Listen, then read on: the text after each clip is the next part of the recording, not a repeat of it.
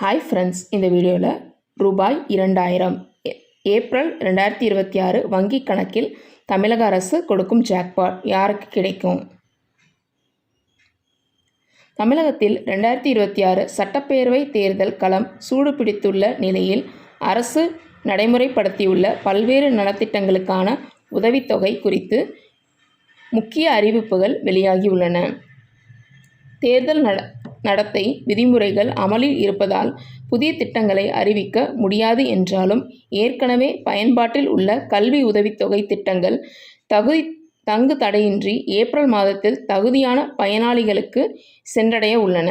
குறிப்பாக அரசு பள்ளிகளில் பயின்று உயர்கல்வி பயிலும் மாணவ மாணவிகளுக்காக தமிழக அரசு செயல்படுத்தி வரும் புதுமை பெண் மற்றும் தமிழ் புதல்வன் ஆகிய 2 முக்கிய திட்டங்களின் கீழ் அடுத்த மாதம் தலா ரூபாய் 1000 வீதம் மொத்தம் ரூபாய் 2000 வரை உதவித்தொகை வழங்கப்பட உள்ளது. இந்த அறிவிப்பின்படி அரசு பள்ளிகளில் 6 முதல் 12ஆம் வகுப்பு வரை பயின்று தற்போது கல்லூரிகளில் இளங்கலை படிப்பு பயின்று வரும் மாணவிகளுக்கு புதுமை பெண் திட்டத்தின் கீழ் ஏப்ரல் மாதத்திற்கான ரூபாய் 1000 உதவித்தொகை அவர்களின் வங்கி கணக்கில் நேரடியாக செலுத்தப்பட உள்ளது.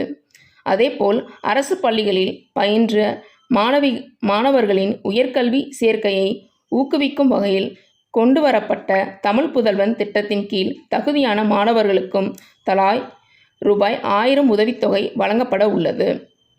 இந்த தொகையானது ஏப்ரல் மாதத்தின் முதல் 2 வாரங்களுக்குள் மாணவர்களின் வங்கி கணக்கில் நேரடியாக டிபிடி முறை வரவு வைக்கப்படும் என்று எதிர்பார்க்கப்படுகிறது. அதே சமயம் தமிழகத்தின் 1 கோடிக்கும் அதிகமான பெண்கள் பயன்பெற்று வரும் கலைஞர் மகளிர் உரிமை தொகை திட்டத்தின் கீழ் ஏப்ரல் மாதத்திற்கான ரூபாய் 1000 உதவித்தொகை வழங்கப்படாது என்பதை பயனாளிகள் கவனத்தில் கொள்ள வேண்டும்.